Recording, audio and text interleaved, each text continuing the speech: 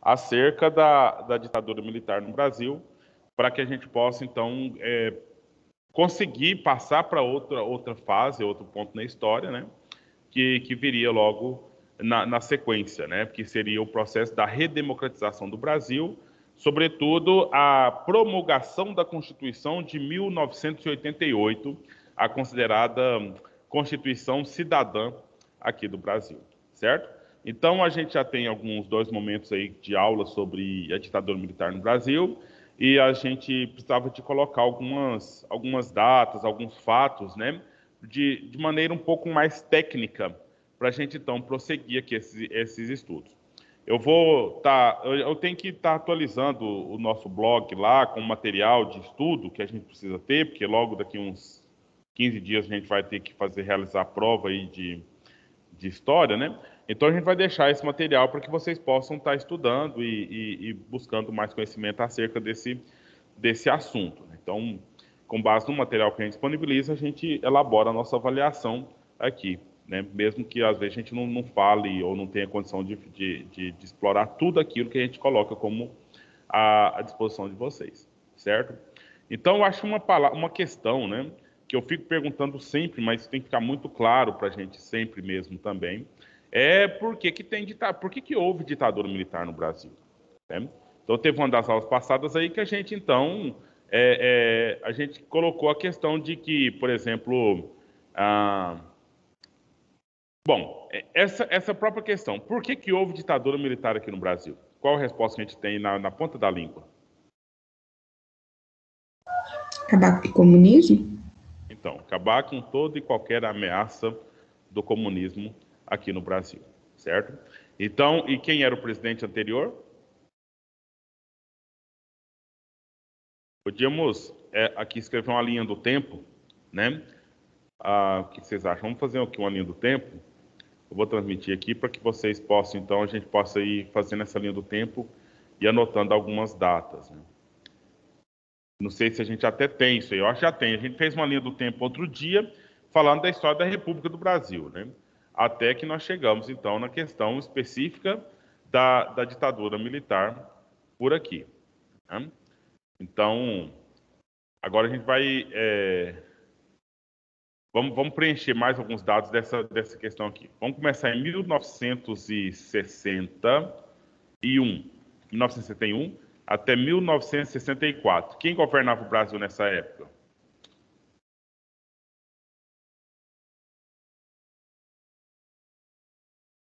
Meninos, fala pelo menos um nome errado aí para a gente poder ter o que corrigir. Dilma Rousseff. Então, Dilma Rousseff, obrigado por ter falado o nome errado, né, para a gente poder corrigir. Então, a Dilma Rousseff é um pouco mais atual, né? Ela foi tipo esses dias, né? Isso aqui é um pouquinho anterior a ela. Mas foi o Jango, né? Governo Jango. Ou João Goulart. João Goulart. Porque a gente fala Jango porque vai aparecer em muitos livros aí que você for estudar o apelido dele. O nome dele é João Goulart.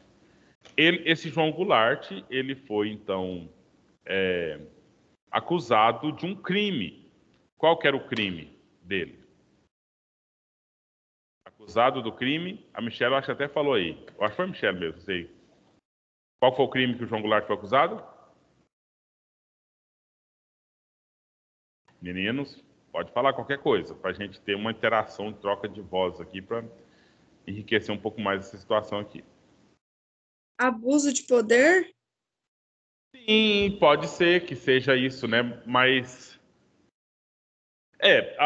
na verdade, assim, ele apresentou as reformas de base do governo dele, né? Só que essas reformas de base incomodaram. O crime que ele foi acusado foi de ser comunismo. Comunismo, certo? Essas reformas de base, por exemplo, seria o que denunciava essa atitude comunista desse presidente, entendeu? As reformas de base seriam medidas assistencialistas do governo em favor dos pobres, certo? Então, essa foi a situação de estrutura de governo. E aí, outra coisa que está no processo aí, ele estava fazendo viagens para a China. Inclusive, no dia que ele foi deposto, ele não estava no Brasil, ele estava lá na China, né, fazendo lá tendo algum tipo de conferência lá com o imperador, né? Então, isso foi fazendo com que ele se desestabilizasse no governo dele. Agora, a pergunta é, quem pediu a deposição de Jango? Quem pediu? Quem vocês acham que pediu? Empresários?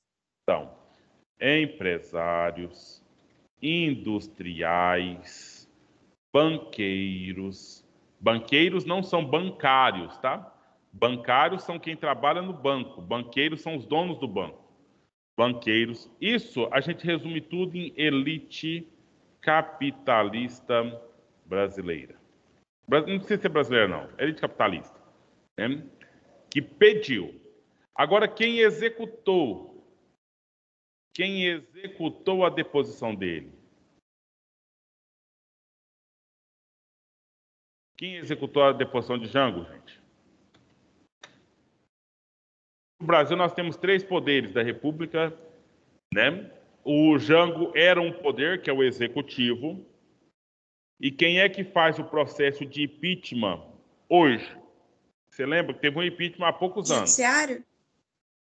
Quem faz o processo é o legislativo, certo? Nós vamos ficar sem câmera de novo hoje, pelo jeito.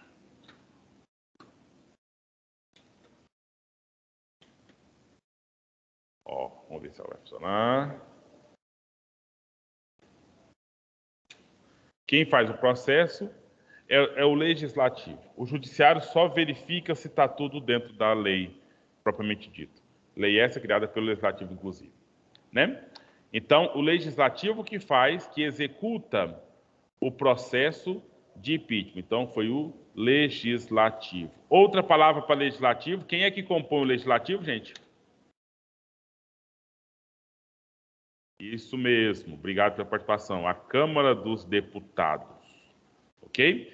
Então, quer dizer então que o Jango teve impeachment, sofreu um impeachment? Foi ou não foi? Não foi. Foi. Não foi. Porque o impeachment é uma coisa que está própria depois da Constituição de 88 para cá, que define todo um protocolo, define todo um procedimento jurídico de apresentar a acusação do crime, apresentar as provas, dá direito para o sujeito que está sendo acusado, dá direito para que ele possa apresentar a sua defesa, entendeu? Então, é um procedimento jurídico com advogado, tudo feito dentro vamos dizer, da legalidade, né? E no caso do João Goulart, não foi assim. Simplesmente os deputados montaram o processo, votaram e demitiram, né? Da forma que eles acharam que tinha que ser naquele momento lá. Agora, no processo democrático brasileiro, aí sim a gente tem todo o rito, né, jurídico para se fazer o impeachment, né, que aí tem todo esse processo que a gente viu tanto lá no governo do Fernando Collor de Mello, quanto no governo da Dilma, agora em 2016, foi o último que aconteceu aqui na história do Brasil, certo? Então, o João Goulart ele foi simplesmente deposto mesmo, a Câmara dos Deputados votaram, os deputados da Câmara votaram, então aconteceu essa situação aqui, ok? Então, tem que ficar muito claro essa questão aqui que nós estávamos vivendo aqui. E aí, por 15 dias... Bom, tem mais uma coisa aqui. Eu vou passar o slide, tá? Então, ou seja, só fazer a deposição de João Goulart bastava? Você volta lá rapidinho, por favor. Tá. Então, a pergunta é, fazer só a deposição do João Goulart bastava? Tinha um problema aqui no Brasil. Qual que era o problema? Era a organização dos partidos comunistas, de pessoas se organizando em partidos comunistas. Viu, Raíssa? Então não adiantava só demitir o João Goulart. Porque já estava no final, já estava na época da eleição dele mesmo, da próxima eleição. Então, os banqueiros, empresários, industriais estavam com medo de que, por acaso, aqui no Brasil, ganhasse nas eleições um partido comunista, ou pessoas do Partido Comunista ganhassem as eleições. Entendeu? E aí seria complicado, porque como é que eles iam frear um movimento que foi democraticamente decidido, né, pelo povo brasileiro? Então, não bastava apenas demitir o João Goulart, precisava frear a possibilidade de eleição aqui no Brasil. Entendeu? Tinha que evitar a possibilidade de eleição aqui no Brasil. E então, eles definiram que quem governaria o Brasil... Posso passar o slide? Quem pediu para esperar? Posso Sim. passar? Obrigado. Então, ou seja, definiram que quem governaria o Brasil a partir de 1964 e por tempo indeterminado. Quem governaria o Brasil? Quem governou, né? Foi um fato já consolidado. Quem governou o Brasil a partir de 1964? Quem? Quem, gente? Menina, daquele jeito. Fala alguma coisa pra gente... Vargas. Hã? Vargas? Getúlio Vargas. Ele já tinha passado, né? Na verdade, Emily, não tinha jeito não, sabe por quê? Porque estava meio que morto já. Ele tinha morrido 10 anos antes. Então, ou seja, graças a Deus não foi ele mais, né? Porque já estava morto. Mas, então, o que aconteceu aqui, ó? Quem governou o Brasil a partir de 1964 Foi as forças militares? foram as Forças Armadas Brasileiras, né? E aí as Forças Armadas decidiram, né, quem seriam os próximos presidentes. E aí a gente tem um período de 15 dias, né, porque essa situação, então, aconteceu quando? Né, aquela deposição do João Goulart, foi no dia 1º de 4 de 1964. Então, deposição de Jango. Aí, dos primeiros 15 dias, né, 15 dias de governo do presidente da Câmara. O presidente da Câmara ficou sendo presidente do Brasil por 15 dias, né? O nome dele é Ranieri Mazzilli, certo? 15 dias de governo, Ranieri Mazzilli é, então, presidente da Câmara. Então, presidente da Câmara dos Deputados. Agora, eu quero trabalhar com vocês, né? Nós vamos fazer até uma tarefinha sobre isso, de você olhar a imagem do presidente, né, a fotinha dele, e vamos anotar o nome dele e a data que ele foi presidente aqui no Brasil. Nós vamos fazer uma tarefinha sobre esse negócio. Então, vamos ter agora o conteúdo para depois vocês poderem fazer a tarefinha. Certo? Eu vou, então, entrar aqui no... Vai ser no próprio Wikipédia mesmo, né? Para a gente ver esses moços. Se precisar voltar, é só falar.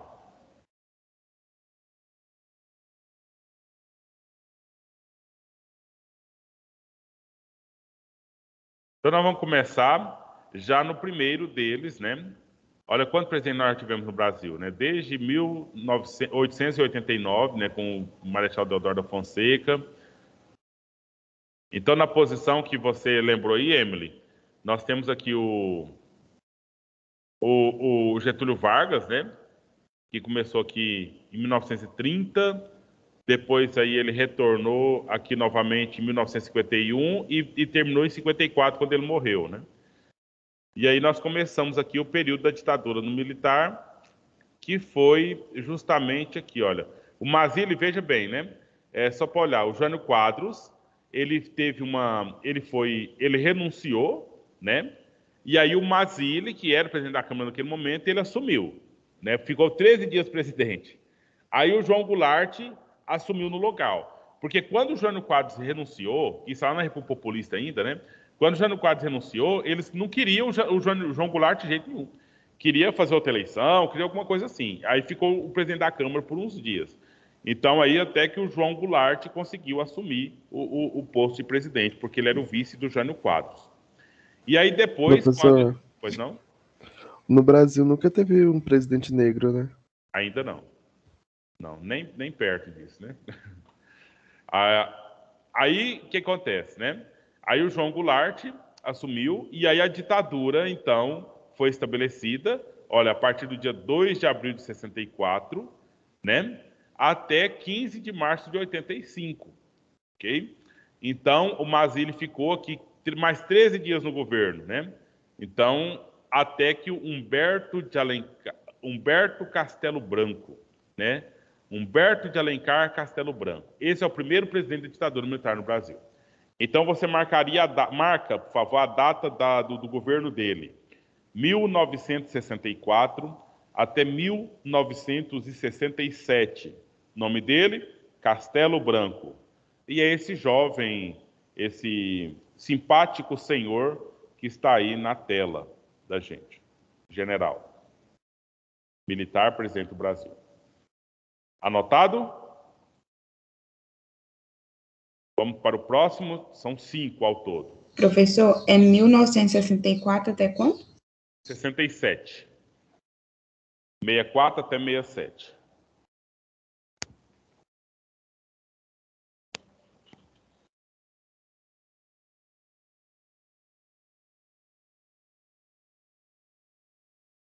E agora vamos para o próximo, que é o Costa e Silva, Marechal Arthur Costa e Silva. O tempo dele foi só 2 anos, de 1967 até 1969.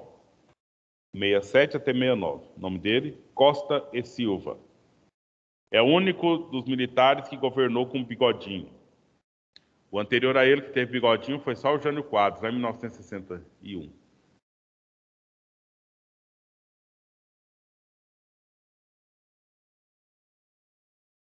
Pronto? Vamos para o próximo.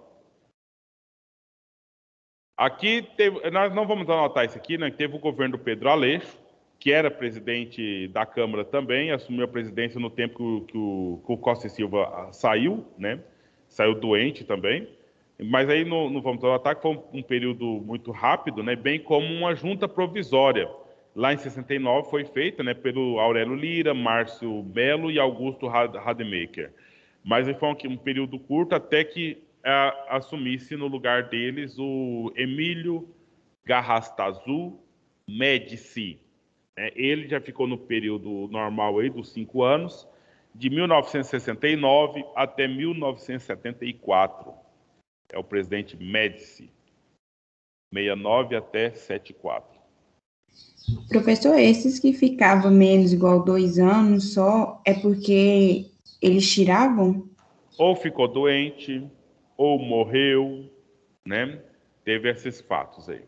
Ou renunciou. Por vontade própria, ele abandonou por conta própria.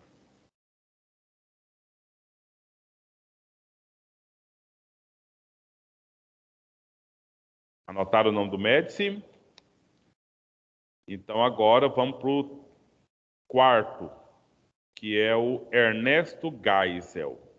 Então você veja que está escrito aqui, ó, Geisel, mas é alemão. Então, EI em alemão você fala I. E o L você fala L. Então é Geisel.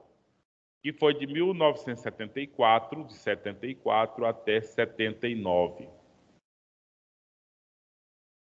Esse foi o período de mais crise econômica no período da ditadura. Foi o período que mais a inflação começou a subir terrivelmente e as coisas ficaram muito mais complicadas por aqui.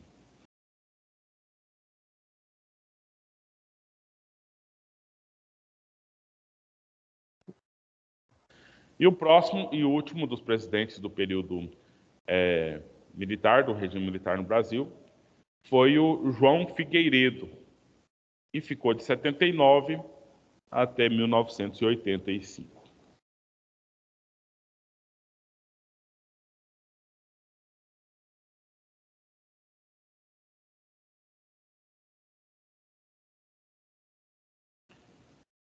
E aí, agora para frente, não precisa anotar, porque nós vamos anotar isso daqui a pouco, né? No próximo conteúdo que nós vamos continuar estudando, assim que a gente parar com a ditadura aqui.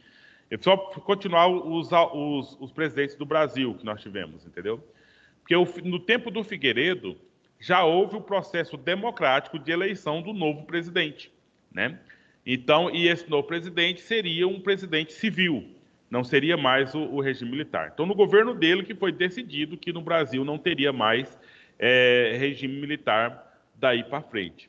Então, teve toda uma articulação lá na Câmara dos Deputados para saber quem poderia ser o candidato, se seria apenas um indicado pelo atual presidente, né, militar, ele indicaria o próximo presidente civil, ou se faria uma eleição mesmo, né? Teve uma eleição, só que foi uma eleição indireta, uma eleição feita dentro da Câmara dos Deputados. Não foi o presidente que indicou, determinou, mas foram os próprios deputados que estavam no mandato naquele momento, então decidiram. Eles tinham duas opções. Eles tinham o meu primo Paulo Maluf e o Tancredo Neves, né, do PDT.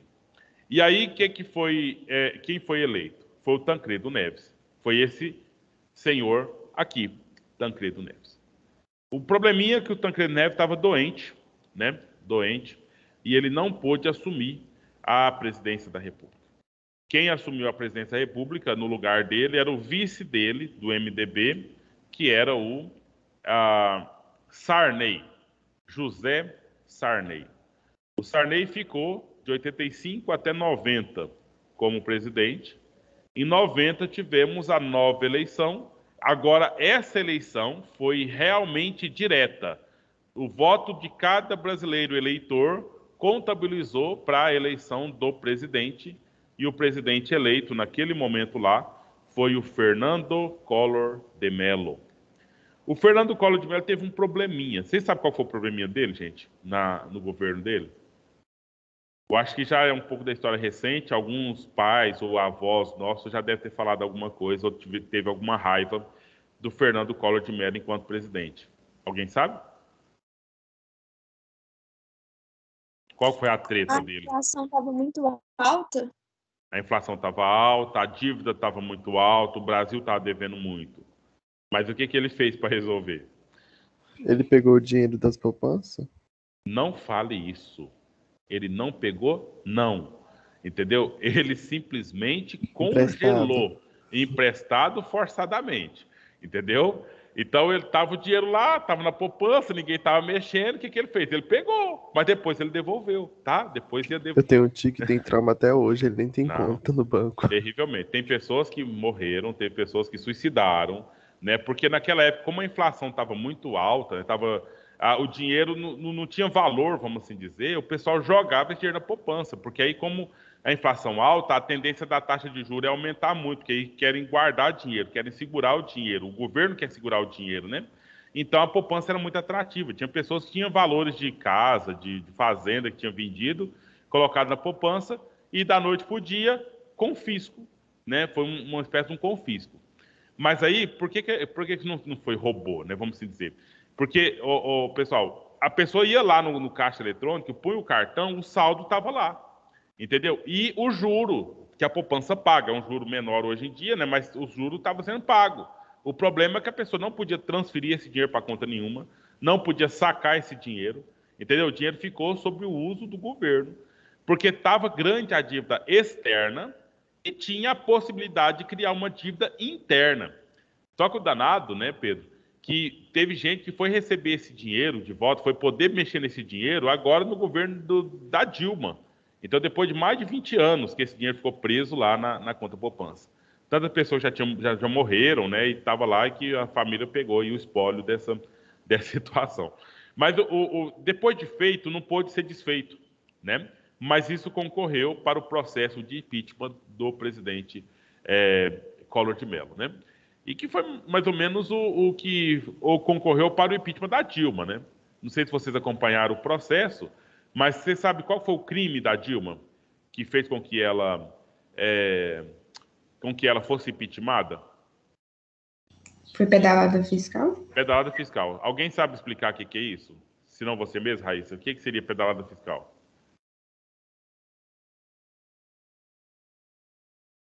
Vocês sabem, vocês entendem o que é cheque, né? Então você tem uma conta no banco e você tem um saldo lá no banco. Suponha que você tem R$ 100 de saldo lá no banco e você deu um cheque aí para alguém de R$ 120. Então o que vai acontecer?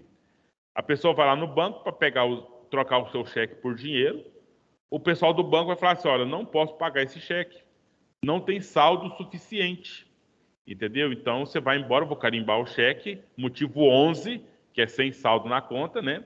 E aí devolve o cheque. Se a pessoa voltou lá no outro dia e continua sem saldo, carimba o cheque de novo, motivo 12. Aí a pessoa é cadastrada no Banco Central do Brasil como emissora de cheque sem fundo. Ou seja, a pessoa deu um cheque, fez um compromisso financeiro, mas ela não tem o dinheiro para pagar esse cheque, esse compromisso financeiro que ela fez, né? E aí fica cadastrado no Banco Central do Brasil, para que em qualquer banco você queira abrir conta, já tem o seu registro lá de que você é uma emissora, um emissor de cheque sem fundo, né? Então, o que seria uma pedalada fiscal? Eu te dou um cheque de R$ 120, eu tenho só 100 na conta. E eu ligo para o meu gerente. Ô, gerente, aqui é o professor Caio Maluf, tudo bem? Então, vai chegar aí um cheque de R$ 120, eu sei que eu não tenho dinheiro para pagar. Você podia pagar esse cheque, eu comprometo que amanhã eu deposito os R$ 20 que falta. Então você paga o cheque para mim. Ah, não, então tá beleza. Você tem um bom relacionamento conosco, então eu vou pagar esse cheque. E isso a Dilma começou a fazer. Entendeu? Fazer compromissos financeiros com contas do Brasil antes de ter arrecadado dinheiro em impostos e as arrecadações que são próprias do próprio Brasil. Entendeu?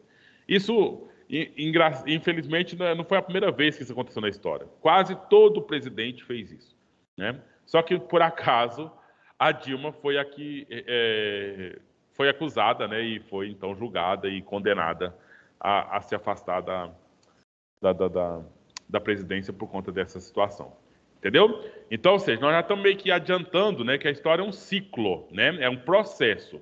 Então, nós ainda estamos no período da ditadura e já falamos agora do Fernando Collor de Mello, já falamos da Dilma, depois a gente vai retornando nesse processo aí para verificar. Mas vamos só olhar aqui, porque a inflação do Brasil estava lascada, e no governo do Fernando Collor de Mello também estava, e foi começar a dar uma regularizadinha no governo do vice do Fernando Collor de Mello, né, que é o Itamar Franco, lá das Minas Gerais.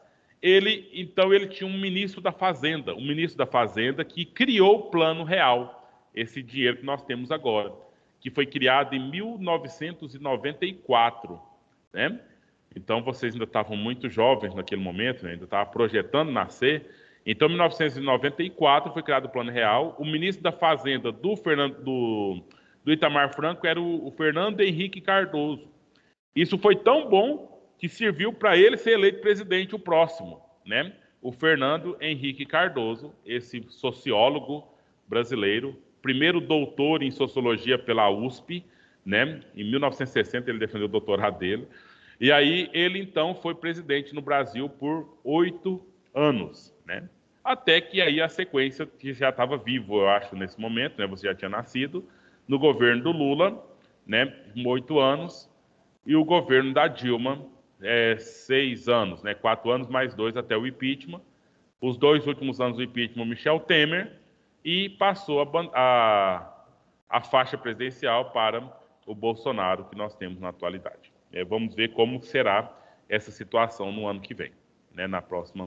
No próximo período eleitoral que aí temos, ok? Então, ou seja, é um histórico, né? Assim, acaba que foi só levantamos alguns nomes, mas é importante, né? Vai que no Enem apareça uma questão que você só tem que saber mais ou menos a posição desse presidente aí nesse processo, né? Ou algum fato ligado a esse presidente. Então, a gente ainda tem que trabalhar alguns pontos ainda, viu, gente? Aí, na aula que vem, na sexta-feira, a gente coloca mais algumas questões. E eu estou elaborando umas questões aí de Enem para vocês trabalhar como simulado, né? E aí, com base nesse estudo do simulado, a gente vai corrigindo isso aí para a gente poder avançar nesse processo. Tudo bem? Querem comentar alguma coisa? Querem perguntar? Então, até a próxima aula, se Deus quiser. Tudo de bom para vocês. Até logo. Vai mandar a chamada lá no grupo? Tem isso, né? Como sempre, tem isso. Já vou mandar lá no grupo.